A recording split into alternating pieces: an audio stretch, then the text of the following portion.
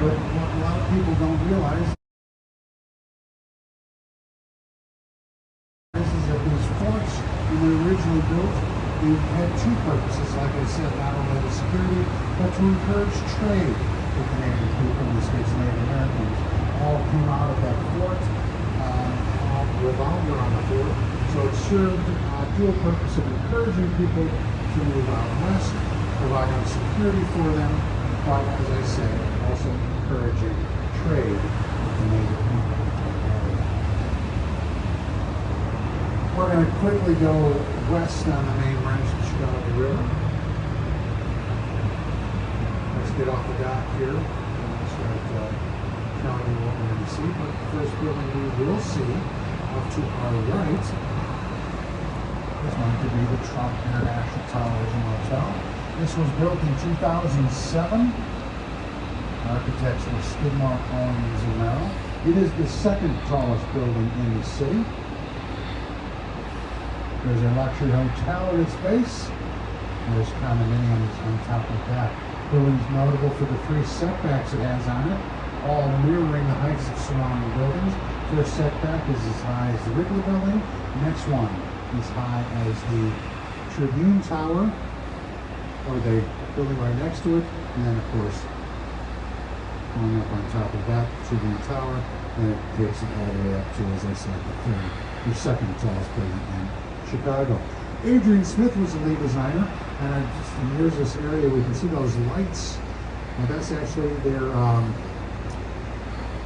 beauty salon. I don't think they're called beauty shops anymore, but the beauty salon or the salon area of the hotel. Next we got this black building. That is the IBM building. It used to be the IBM building, now known as the AMA building. And that's building designed by Mies van der Rohe, famous German architect. Came to Chicago in 1938, pretty much created the International School of Architecture. Mies van der Rohe believed less is more. Less is more. In fact, the only ornamentation, if you will, that he put in this building, you can see these I-beams on the side going up. They don't have any structural significance for the building. Their job is only to draw your eyes up. Mies van der Rohe, as I said, believed less is more. He also taught architecture at the Arnold Institute. And if you ask any teacher, if you ask any teachers, they'll all tell you some students just won't listen to them. Mies van der Rohe had a student like that. His name was Bertram Goldberg. Bertram Goldberg did not agree that less is more. Bertram Goldberg felt that there's no right angles in nature, so he's not going to build any right angles in his building, and he gave us Marina City.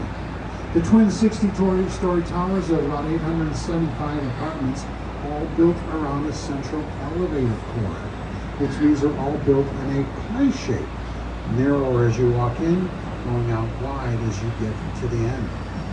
These were built in 1965, and the significance of that date is that nobody lived downtown Chicago in 1965. So Bertram Goldberg, in order to get people to live in the city, had to include everything you needed in the downtown. So when this building was first built, it included not only the marina, about 19 floors of parking, the 875 apartments we talked about, but also a bowling alley, a bank, a restaurant, an office building, a theater, even an ice skating rink. Everything you might need or want to live in downtown Chicago. And if anyone remembers Steve McQueen, his last movie was filmed in Marina City. He drove a car off the parking deck into the river. Let's go back in time a little bit about 1900. There we're going to see a lot of warehouses and factories along the riverfront. We're not going to see the beautiful buildings we see today. One of the final remaining warehouse purpose-built buildings is to our right.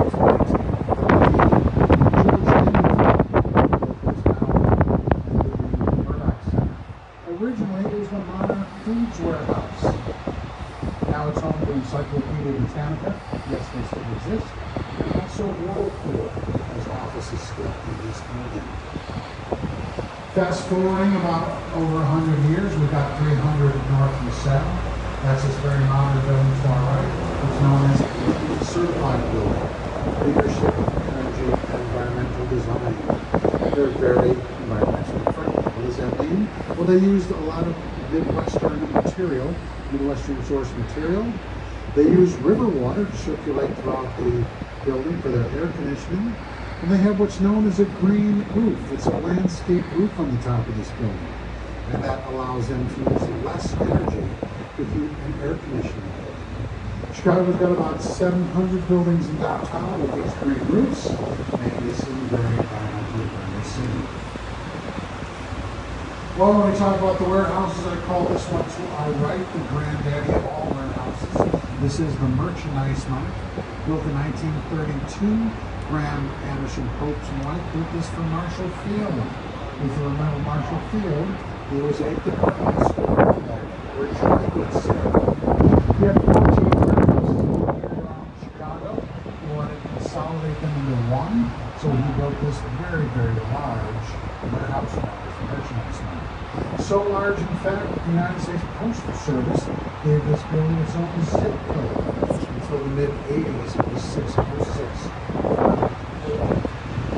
It's a perfect example of Art Deco. It's got everything you need: terracotta stone, ornamentation of the stone, setbacks on top, and vertical lines which draw your eyes up. To our right, very historical section of the city. This was downtown Chicago in the 1830s. This was Wolf Point. Wolf Point is the site of our first tavern, our first hotel, our first trading post, and our first ferry boat across the river. This is also supposedly where Chicago got its name. Europeans, when they heard the name of the referred to this area as Chicago. They figured that's what it was called. Next, they were calling it Chicago.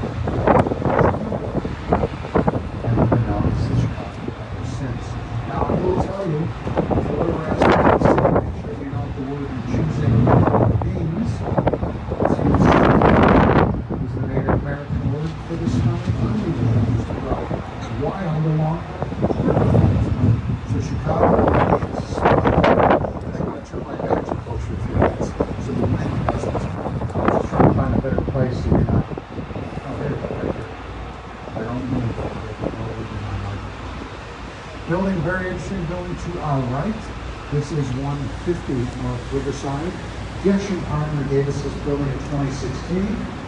As you look at it, it almost looks like the architect had the blueprints upside down. Narrow at its base, wider at the top. This isn't for vanity, there's a reason behind this. They've got a little problem on this site. The problem is railroad tracks on the west side. On the east side of the building, it's allowed them only this very narrow portion of the lot to build on. It's really only about 40 feet wide. Technology caught up. This place was vacant for about 200 years. Technology caught up. We're in about this very narrow base. Can't lever it out to build a 53-story structure on top of it. Additionally, there's about 160,000 gallons of water on top of the building. It's known as an anchor system. Since the building is so narrow, it's susceptible to our high winds.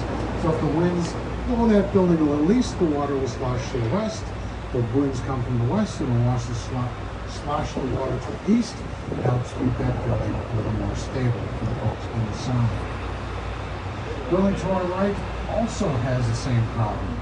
This is 100 North Riverside, sometimes known as the Boeing Building. That problem again. Railroad tracks on the west, the river on the east. Well, they've got an additional problem. That's railroad switching tracks on the southwest corner of this building.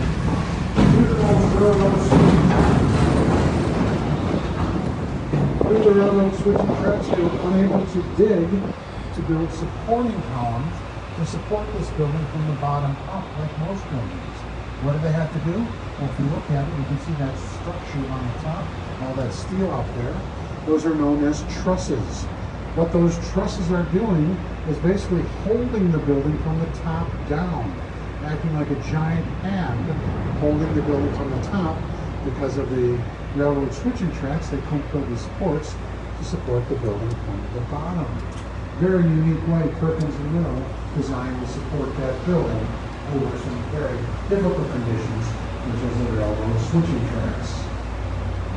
Why do railroads cause such problems here in Chicago? Well, Chicago is the railroad hub of the country. It's been that way since about 1848 when we first arrived. It's still that way today. In fact, if you're traveling east to west, west to east by rail, you're probably coming through Chicago. So all this land to our right is filled with railroad tracks. For about 2 miles all along the riverbank, railroad tracks. In fact, I think we can hear a train underneath there now. We can see a metro locomotive there. So we can see that there are railroads and railroad tracks all under these buildings. How do they do that and why do they do that? Well, Chicago's not growing. And it's growing from the east to the west. So this land is a little too valuable just to be railroad tracks. So the developer will lease or sell the air rights above their land to a developer who builds his building on stilts. This is known as air rights construction. And we can actually see the train underneath the building. How do you build a building on stilts, you ask? Well, I usually describe it this way. If you built and stood on a Dixie cup, you would crush that Dixie cup. But if you stood on about 6 Dixie cups, then your weight would be evenly distributed amongst them, and they would hold you up. That's what's going on right here. They got enough of these stilts, enough moved around the lot, that they are distributing the weight of the buildings and allowing them to stand. Let's go to our left now for a couple minutes. We're going to get a great view of the second tallest building in North America, that is the Willis Tower. Well, any Chicagoans on this boat knows that both of those things were difficult for me to say. Why? When this building was built in the early 1974, it was the tallest building in the world. Now it's only about 16 feet, 17 feet, the tallest building. When it was originally built, it was known as the Sears Tower. Sears moved out about 25 years ago. British insurance company Willis moved in, bought the naming rights, and it's been known as the Willis Tower since. However, if you get lost in Chicago, don't ask a Chicagoan how to get to the Willis Tower. They'll tell you I have no idea what you're talking about. We still call it the Sears Tower today, mainly out of spite, but we still do call it the Sears Tower. Now notice as you're looking up there, disappearing into the haze, but you can still tell the entire building doesn't go all the way up to the top. It's really 9 tubes.